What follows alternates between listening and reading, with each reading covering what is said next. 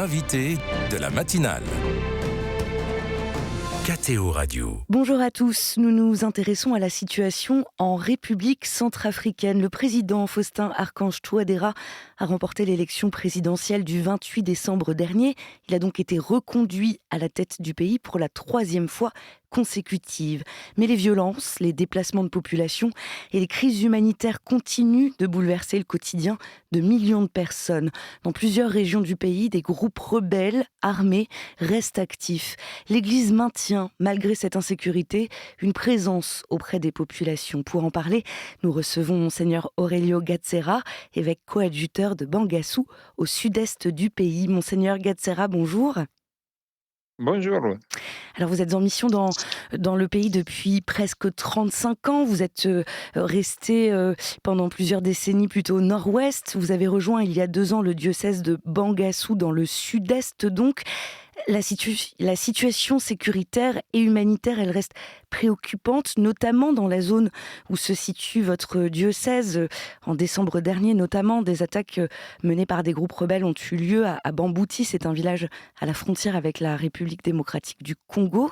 Monseigneur, quelle est la situation aujourd'hui pour votre diocèse et dans la région ? Alors, la situation reste très tendue et difficile, surtout dans la préfecture de Lombomo. Le diocèse est grand, 135 000 km², donc c'est assez vaste. Il y a 600 km entre les deux paroisses les plus éloignées. Et la partie à l'est, justement, Zemio, Obo, Bambouti, c'est la partie qui est plus sensible. Et depuis mai 2025, il y a des attaques, des violences entre un groupe rebelle, les militaires de l'État, qui sont soutenus par les mercenaires russes. Ce qui complique vraiment la situation parce qu'il y a beaucoup de tensions. Nous avions des milliers de réfugiés dans la paroisse de Zemio et nous avons écrit, nous sommes allés plusieurs fois pour essayer de lancer un minimum de dialogue et de discussion pour arriver à une solution pacifique de la situation. Justement, vous commenciez un peu à en parler. Quel est le rôle de l'Église ? C'est surtout de l'accueil auprès des populations ? Alors, c'est souvent d'abord l'accueil, l'urgence qui est importante parce que justement, on avait des milliers de personnes réfugiées à la paroisse des Zemio et les prêtres qui sont là ont fait un très bon travail avec la communauté, avec le Caritas de la paroisse et du diocèse. Mais derrière ça, il y a toujours un travail à faire en amont, que c'est le dialogue, la discussion avec les différents éléments qui sont en jeu. Donc, les rebelles, les gouvernements, les forces de sécurité, les mercenaires russes pour arriver à calmer la situation et à trouver une solution. Il existe une plateforme des confessions religieuses pour mener à bien ce dialogue dont vous nous parlez. Monseigneur, comment continue-t-on aujourd'hui à construire la paix et le dialogue dans un tel contexte ? Alors, la plateforme des confessions religieuses, c'est une idée très intéressante qui a vu le jour en 2012-2013, avant que disons, les tensions entre les communautés deviennent plus fortes en 2014-2015. Cette plateforme réunit les églises protestantes, l'Église catholique et les communautés musulmanes. Il a fait un très bon travail et continue à intervenir, à offrir un espace de discussion, de dialogue partout là où il y a besoin.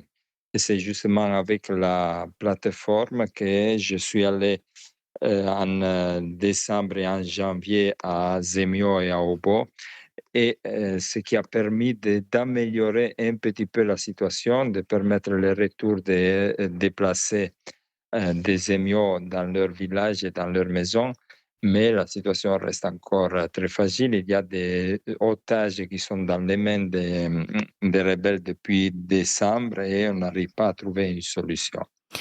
Vous avez un blog qui vous sert un peu de journal de bord dans lequel vous décrivez votre quotidien, vos déplacements, vos rencontres. Vous postez des photos aussi.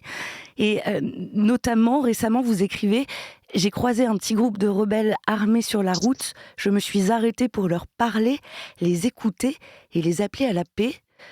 Quand on dialogue directement avec des hommes armés, est-ce qu'il y a une crainte?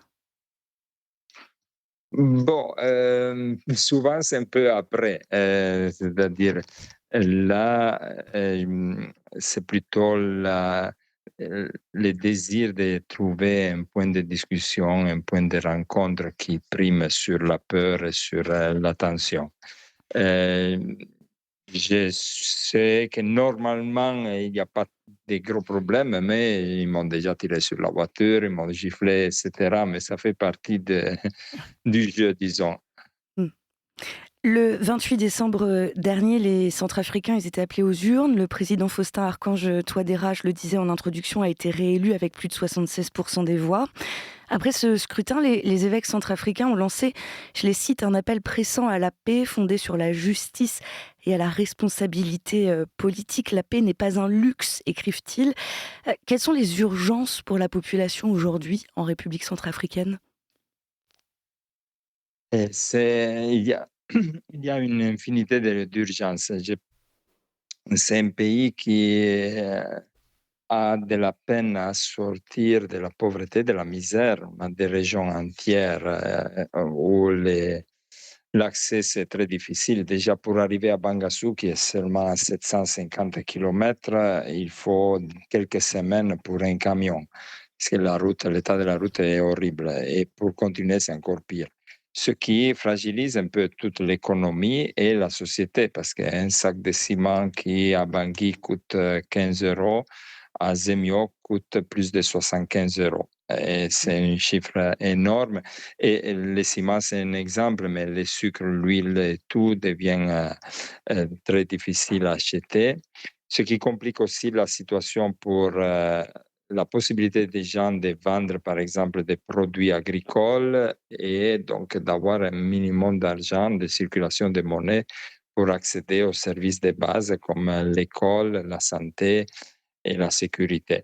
Donc c'est tout un système fragilisé qui a de la peine à sortir de l'impasse. Vous parlez de l'école. En février dernier, l'Église de Centrafrique a tenu des états généraux de l'enseignement catholique associé de Centrafrique avec pour thème éduquer, un appel à innover, servir et transformer. Quel rôle aujourd'hui joue l'enseignement catholique dans le pays? Quels sont les défis? L'éducation, c'est vraiment le premier espace de développement du pays. Nous travaillons avec les enfants, les jeunes, les adolescents depuis des décennies et ça commence à porter les premiers fruits parce qu'il y a des anciens élèves, des anciens séminaristes qui sont désormais en poste dans des responsabilités. Et ce qui est important, c'est d'abord d'assurer une éducation de base qui est pas évidente dans un pays où, quat il y a des zones où il y a 80-95 des enseignants qui sont des maîtres parents, c'est-à-dire des volontaires. C'est pas des gens payés par l'État. Mmh. Donc, il y a tout un travail de base à faire, mais il y a aussi la volonté de créer, avec l'éducation, des espaces de réflexion pour aider justement les jeunes, les enfants, les jeunes en particulier, à réfléchir et à ne pas se laisser, disons, emporter par les blabla et ce que, par exemple, une partie du gouvernement, et cetera, promet sans réaliser. Mmh. Quelles sont les relations entre l'Église et l'État aujourd'hui? Je pose la question parce que les évêques, à l'issue de leur assemblée plénière, en janvier dernier, ont eu des paroles fortes à l'endroit de ceux qui gouvernent. Notamment, ils dénoncent les abus de pouvoir, la corruption, le népotisme. Et la situation disons, un peu en stand-by. Il y a des moments où c'est plus tendu, parce que l'Église représente justement l'unique voix sérieuse qui, se permet de critiquer, d'inviter justement, les autorités, les jeunes, les adultes à prendre en main leur pays avec responsabilité, avec un sens du bien commun. Nous avons un trésor dans la doctrine sociale de l'Église qui est justement, qui peut être un guide, mais nous voyons que souvent c'est vraiment de la politique faite pour les poches de certains, mais pas pour le bien du pays, pas pour le bien commun. Mmh. Monseigneur, ces dernières semaines, plusieurs autorités sanitaires africaines, elles ont alerté sur les risques, de propagation d'Ebola dans la région. C'est un des sujets qui fait, l'actualité. C'est le cas en RDC voisine. La Centrafrique figure parmi les pays considérés comme vulnérables. Dans un pays déjà fragilisé par les conflits dont on vient de parler, les déplacements de population, comment est-ce qu'on se prépare à une éventuelle crise sanitaire? Bah, disons qu'on n'a pas beaucoup de suites ici sur place, on verra. Mmh. C'est vrai, on est loin, mais pas très loin parce que nous sommes au bord du fleuve, donc à la frontière avec le Congo. Les structures sanitaires sont très fragiles, même dans la capitale, donc on doit vraiment espérer et prier pour que Ebola n'arrive pas ici parce que ça risque vraiment d'être, un massacre. Le pape François était venu à Bangui en 2015. En avril dernier, on suivait le pape Léon XIV lors de son voyage en Afrique. Alors, il n'est pas venu en Centrafrique, mais comment ce voyage du pape a-t-il résonné dans le pays? Et ça sera ma question de conclusion. Alors, la venue du pape Léon en Afrique a été accueillie avec beaucoup de joie. Plusieurs évêques ont pu rejoindre les papes au Cameroun Mmh. et en Guinée équatoriale. Ils ont participé. Et Notamment le c'était cardinal Nzapalanga, les l'archevêque de cardinals, Bangui. mais oui, mais aussi d'autres évêques. Moi, j'étais empêché, mais en tout cas, les discours du pape Léon ont été magnifiques et pas seulement pour la situation contingente. Je ne sais pas, il ne parlait pas seulement au Cameroun, pas seulement à la Guinée équatoriale, pas seulement à l'Algérie, mais il parlait vraiment à toute l'Afrique et à tout le monde, mais surtout pour l'Afrique. Donc, Qu'est-ce que vous je retenez, pense vous, particulièrement? alors moi, j'ai retenu, bon, sa franchise en parlant, mais aussi son appréciation et son regard plein d'espoir, plein d'espérance par rapport à l'Église qui est en Afrique, qui est une Église joyeuse, pleine de, avec des jeunes, avec beaucoup de prêtres aussi, grâce à Dieu, avec beaucoup de vocations pour l'instant.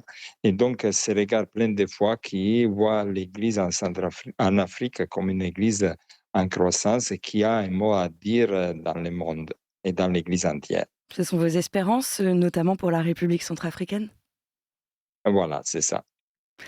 Monseigneur Aurelio Gazzera, merci d'avoir été l'invité de la matinale de KTO. Je rappelle que vous êtes l'évêque coadjuteur de Bangassou. Et puis, j'en profite pour les auditeurs, auditrices qui souhaiteraient un peu suivre votre quotidien. Je rappelle votre blog Bozoum, BOZOUMFR.blogspot.com. Merci bien, Marie. Merci à ceux qui nous ont écoutés. Merci et bonne journée.